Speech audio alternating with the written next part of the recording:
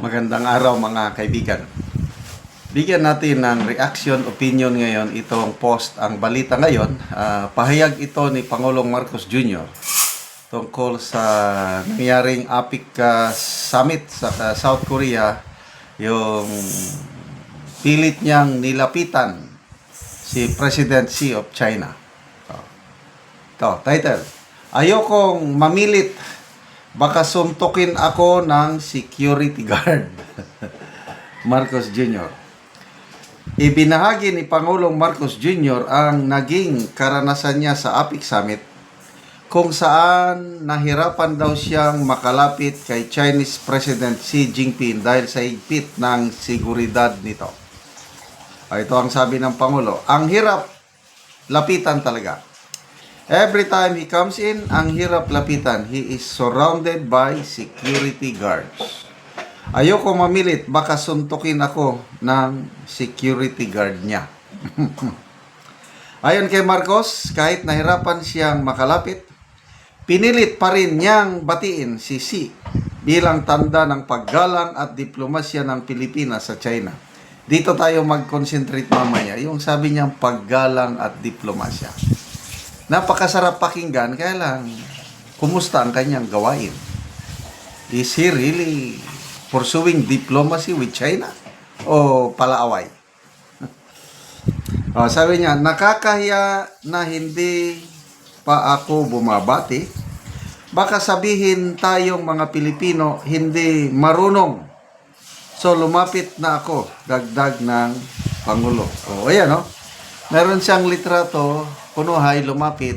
I don't know kung nakipagkabayan ba o basta nakipagkwentuhan lang. Okay.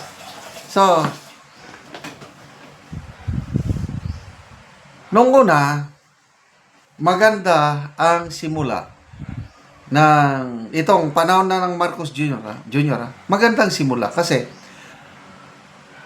ang unang pinuntahan ng Pangulo, state visit niya between US and China. Naunang binisita niya ang China. So, dahil nasimulan na ng Duterte administration yung pakikipagkaibigan sa China, lalo na sa West Philippine Sea na para mag-die down lang ang tension.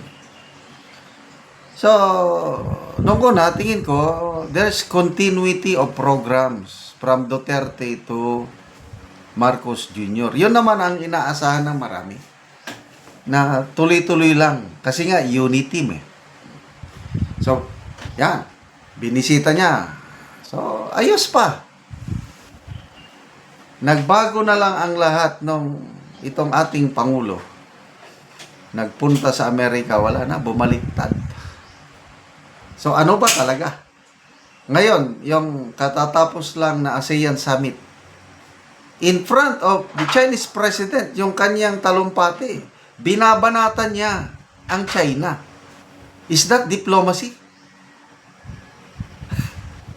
I don't know, sa inyo. To me, it's not. I-contrast mo, i-compare natin sa other ASEAN nations, wala silang binabanggit. Ayaw nilang kalabanin ang China. Gusto nilang kaibiganin. Sa atin, opinion ko lang ito, observation ko lang. Ang direksyon ng administrasyong ito is kinakalaban niya ang China. Tingnan nyo na lang yung pronouncement ng una, ang Chief of Staff. Kaya within this year lang, yung sabi niya na tayo daw, we must prepare war with China in case na magkaroon ng kaguluhan sa Taiwan pag-atakin. So, una, Chief of Staff ang nagbanggit nun. War with China. Nakakatakot, di ba? Mamaya mismo, Pangulo na wala daw tayong choice kundi makipaggyera with China pag sumiklab ang kaguluhan sa Taiwan. Pangulo mismo ang nagsabi. Nakakatakot. Anong pakialam natin sa problema ng China at Taiwan? To me, wala. Yung rason lang daw na dahil may OFWs natin doon, yun bang Is that enough reason para makipaggyera na tayo sa superpower, China? Eh yung mga kalapit bansa natin, Vietnam, Indonesia, meron din sila eh. Mas marami pa nga yung Indonesia eh. Ang atin ata, nakalimutan ko na yung figures, ano? 150,000 tayo. Ang Indonesia, 300 plus. Mas dobleng daming workers ng Indonesian sa Taiwan. Kaya ayaw naman magpagyera. Pag sumiklab ang digmaan, i-backwit mo lang yung mga kababayan natin doon. That's the best way we can do para sa akin. Hindi yung makipagyera. Kaya ang nangyayari tuloy, para bang, opinion ko lang ito ha, parang may nagdidikta sa Pangulo. Ganito ang gawin mo, ganito ang sabihin niya. Oh, ganun. Tapos, ito na, gusto daw niya, basahin ko ulit ha, ayon kay Marcos, kahit nahihirapan siyang makalapit, pinilit pa rin niyang batiin si Xi bilang tanda ng paggalang at diplomasya ng Pilipinas sa China. I don't think so. Kaya tignan mo ang mga Chinese investors, halos ayaw nang mag-invest dito.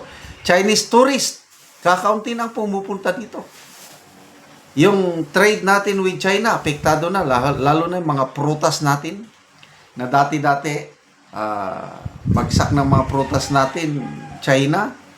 Ngayon, minus na, halos wala na, kakaunti na lang. Dahil ang China, humanap ng ibang market, at dito na sila sa Thailand o Vietnam ata, yun na, nagsusupply ng prutas nila. Oh, yun, yung diplomasya, paggalang. Sana naman, maganda, talagang makipagkaibigan tayo sa China. It does not mean na isurrender natin ang ating mga teritoryo sa West Philippine Sea. Hindi pwede. Si Tatay Digong natin, wala naman siyang isinurrender. Wala namang nawala. Kaya lang, na-maintain yung magandang relasyon natin with China kapanahon na niya, walang nawala. So, kung nagawa ni Tatay Digong noon, bakit hindi magawa nito? Problema, merong ganyan, kung anong sabihin ng isa yan, susunod-sunuran sila. Yun ang problema. Wala tayong independent foreign policy. Nadidiktahan lang. Opinion ko lang ito. I might be wrong. Okay, salamat mga kaibigan sa inyong pagsubaybay sa ating channel. Nakakatulong kayo ng malaki sa tribong Talandig ng Bukidnon dahil income natin sa channel na ito is pantulong po sa tribo. Namimigay tayo ng libreng yero at pako para makapagpatayo itong tribo ng mas maayos na tirahan. Panoorin niyo ang video na ito. Natagaan na mo gero, mag-atop na siya. Patuloy ko na eh.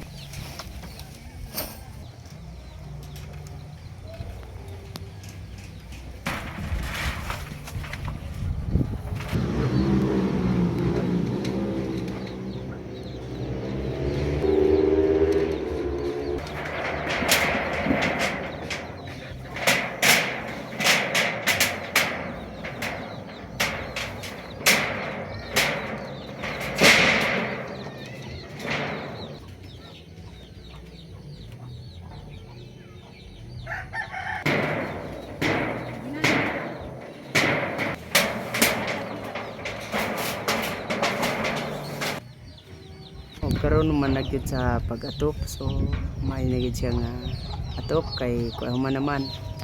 Salamat sa Ginoo og sa nagtabang nga sen dagan jud kayo salamat. Dili na ko maulanan kay nakahuman ako og atop. So pila da imong anak? Duha ka buok. Tanan na naga-eskwela. Tanan naga-eskwela. Oo, so pila na da imong edad? 30. 30 na ka.